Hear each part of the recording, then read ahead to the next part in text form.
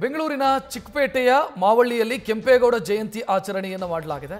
ಕೆಂಪೇಗೌಡರ ಪ್ರತಿಮೆಗೆ ಸಚಿವ ರಾಮಲಿಂಗಾರೆಡ್ಡಿ ಮಾಲಾರ್ಪಣೆ ಮಾಡಿದ್ದಾರೆ. ಮಾಲಾರ್ಪಣೆಯ ಬಳಿಕ ಅವರು ಮಾತನಾಡಿದ್ದಾರೆ. ಮೊದಲನೇ ಕೆಂಪೇಗೌಡ ಪ್ರತಿಮೆ ಬಿಬಿಎಂಪಿಯಲ್ಲಿತ್ತು ಆ ಕಾಲದಲ್ಲಿ. ಆಗ ಈ ಜನ್ಮದಿನಾಚರಣೆ ಮಾಡುವಂಥ ಕಾರ್ಯಕ್ರಮಗಳು ಆಗ್ತಾ ಇರಲಿಲ್ಲ. ನಾವು ಆ ಸಮಯದಲ್ಲೇ ಪ್ರತಿಮೆ ನಿರ್ಮಾಣ ಮಾಡಿದ್ವಿ. ನಾನು ಶಾಸಕನಾಗಿದ್ದಾಗ ಎರಡನೇ ಅಶ್ವಾರೂಢ ಪ್ರತಿಮೆ ಆಯಿತು. 2006ರಲ್ಲಿ ಅದರ ಉದ್ಘಾಟನೆ ಆಯಿತು. ಆ ಪ್ರತಿಮೆಯನ್ನು ನಿರ್ಮಿಸೋದಕ್ಕೆ ಉದಯ ಶಂಕರ್ ಮತ್ತು ಗ್ರಾಮಸ್ಥರ ಶ್ರಮ ಇದೆ. ಕೆಂಪೇಗೌಡರಿಗೆ ಬೆಂಗಳೂರಿನ ಬಗ್ಗೆ ದೂರದೃಷ್ಟಿ ಇತ್ತು ಅಂತ ರಾಮಲಿಂಗಾರೆಡ್ಡಿ ಮಾತನಾಡಿದ್ದಾರೆ.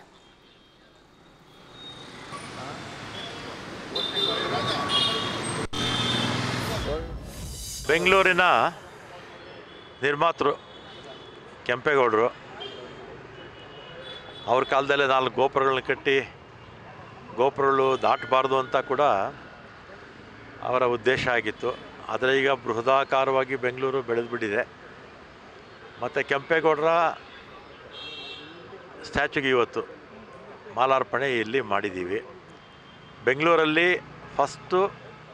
ಮೊದಲನೇ ಕೆಂಪೇಗೌಡರ ಸ್ಟ್ಯಾಚ್ಯು BBMP ಮುಂದೆ ಇತ್ತು, ಕುದುರೆ ಮೇಲೆ ಕೂತಿರೋದು. ಬೆಂಗಳೂರಲ್ಲಿ ನಿಂತಿರ್ತಕ್ಕಂಥದ್ದು. ಬೆಂಗಳೂರಲ್ಲಿ ಎರಡನೇ ಸ್ಟ್ಯಾಚ್ಯು ಹಿಂದೆ ನಾನು ಇದೇ ಜಯನಗರದ ಕ್ಷೇತ್ರದ ಶಾಸಕನಾಗಿದ್ದಾಗ ನಮ್ಮ ಮಾವಳ್ಳಿ ಉದಯ್ ಶಂಕರ್ ಅವರು ಕಾರ್ಪೊರೇಟರ್ ಆಗಿದ್ದರು. ಇದೆಲ್ಲ ಅಶ್ವಾರೂಢ ಕೆಂಪೇಗೌಡರ ಸ್ಟ್ಯಾಚ್ಯು. ಬೆಂಗಳೂರಿಗೆ ಎರಡನೇ ಸ್ಟ್ಯಾಚ್ಯು ಇದು. ಆಗ ಬೆಂಗಳೂರಲ್ಲಿ ಕೆಂಪೇಗೌಡ ದಿನಾಚರಣೆ ಅಂತ ಮಹಾನಗರ ಪಾಲಿಕೆಯಲ್ಲಿ ಆಚರಣೆನೇ ಮಾಡ್ತಿರಲಿಲ್ಲ. ಆ ಸಂದರ್ಭದಲ್ಲೇ ಉದಯ್ ಶಂಕರು ನಾವೆಲ್ಲ ಸೇರಿ ಕೆಂಪೇಗೌಡರ ಈ ಒಂದು ಅಶ್ವಾರೂಢ ಒಂದು ಪ್ರತಿಮೆಯನ್ನು ಸ್ಥಾಪನೆ ಮಾಡಿದ್ವಿ. 10ನೇ ತಾರೀಕು 11ನೇ ತಿಂಗಳು 2006ರಲ್ಲಿ ಧರ್ಮ್ ಸಿಂಗ್ ಅವರು ಮುಖ್ಯಮಂತ್ರಿಗಳಾಗಿದ್ದರು. ಅವರೇ ಬಂದು ಇದನ್ನು ಉದ್ಘಾಟನೆ ಮಾಡಿದರು. ಮತ್ತು ಕೆಂಪೇಗೌಡರು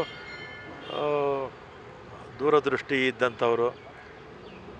ಬೆಂಗಳೂರು ಚೆನ್ನಾಗಿ ಬೆಳಿಬೇಕು ಅಂತ, ಮತ್ತು ಆ ಕಾಲದಲ್ಲೇ ಅವ್ರ ಕಾಲದಲ್ಲೇ ಎಲ್ಲ ಜನಾಂಗಕ್ಕೂ ಕೂಡ ಹಳೆ ಬೆಂಗಳೂರಲ್ಲಿ ಪೇಟೆಗಳನ್ನು ನಿರ್ಮಾಣ ಮಾಡಿದರು.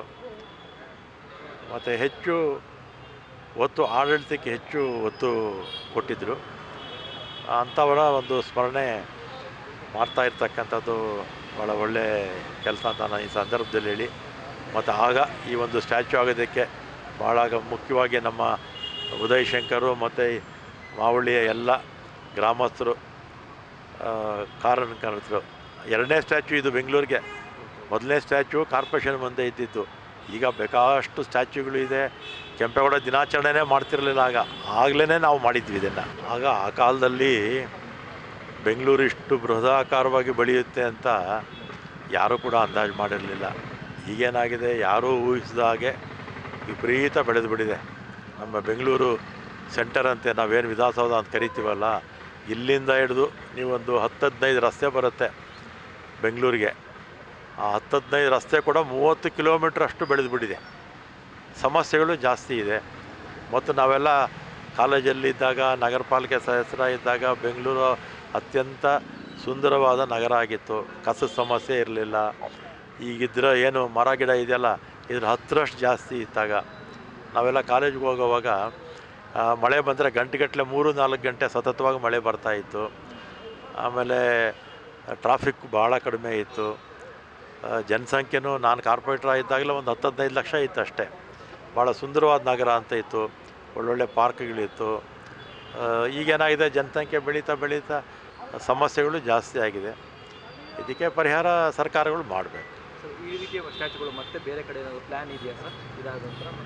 ಈಗ ಬೇಕಾಷ್ಟಿದೆ. ಮೊದಲನೇ ಸ್ಟ್ಯಾಚ್ಯು ಆಗಲೇ ಹೇಳಿದಲ್ಲ, BBMP ಮುಂದೆ BBMP ಅವರೇ ಮಾಡಿದ್ದು. ಎರಡನೇ ನಾವು ಮಾಡಿದ್ದು. ಈಗ ಬೇಕಾದಷ್ಟು ರಾಜ್ಯದ ಎಲ್ಲ ಭಾಗದಲ್ಲೂ, ವಿಶೇಷವಾಗಿ ಹಳೆ ಮೈಸೂರಲ್ಲಿ ಬೇಕಾದಷ್ಟು ಸ್ಟ್ಯಾಚ್ಯುಗಳು ಮಾಡಿದ್ದಾರೆ. ಇದು ಅವ್ರ ಬಗ್ಗೆ ಇರತಕ್ಕಂಥ ಜನಕ್ಕೆ ಒಂದು ಗೌರವ, ಪ್ರೀತಿ ಇದರಿಂದ ಅರ್ಥ ಆಗುತ್ತೆ. ಅವ್ರು ಕಂಡಂಥ ಕನಸುಗಳು ನನಸಾಗ್ತಿದೆಯಾ? ಬೆಂಗಳೂರು ಅವ್ರು ಹೇಗಿರಬೇಕು ಅಂತ ಹೇಳಿದ್ರು ಹಾಗಿದೆ ಅನ್ಸುತ್ತಾ? ಈಗ ಅವರು ಕಂಡಂಥ ಕನಸು ನಾವು ಪತ್ರಿಕೆಗಳಲ್ಲಿ ಮತ್ತು ಹಿಸ್ಟ್ರಿನಲ್ಲಿ ಓದಿರೋದು 4 ಗೋಪುರಗಳು ದಾಟಬಾರ್ದು ಅಂತ ಅಲ್ವಾ. 4 ಗೋಪುರಗಳು ದಾಟಿ ದೂರ ಹೋಗ್ಬಿಟ್ಟಿದೆ. ಈಗ ಏನೂ ಮಾಡೋಕ್ಕಾಗಲ್ಲ. ಎಲ್ಲ ಜಾತಿ ಜನಾಂಗಗಳು ಕೂಡ ಎಲ್ಲ ಸರ್ವಜನ ಪ್ರಪಂಚದ ಎಲ್ಲ ಜನ ಕೂಡ ಬೆಂಗಳೂರಲ್ಲಿದ್ದಾರೆ. ಈ ಬೆಂಗಳೂರಲ್ಲಿರ್ತಕ್ಕಂಥ ಈ ವೆದರು ದೇಶದ ಯಾವುದೇ ರಾಜ್ಯದಲ್ಲೂ ಕೂಡ ಸಿಗೋದಿಲ್ಲ. ಈ ಕೆಂಪೇಗೌಡರಿಗೆ ಅವರ ಆತ್ಮಕ್ಕೆ ಶಾಂತಿ ಸಿಗಲಿ ಅಂತ ನಾವೆಲ್ಲ ಕೂಡ ಬಯಸ್ತೀವಿ.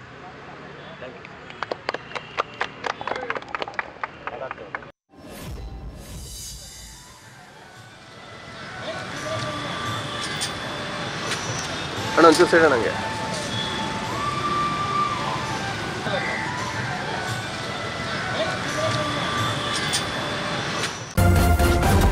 ನ್ಯೂಸ್ ಫಸ್ಟ್ ನಿರ್ಭೀತಿಯಿಂದ ನಿಮ್ಮ ಪರವಾಗಿ.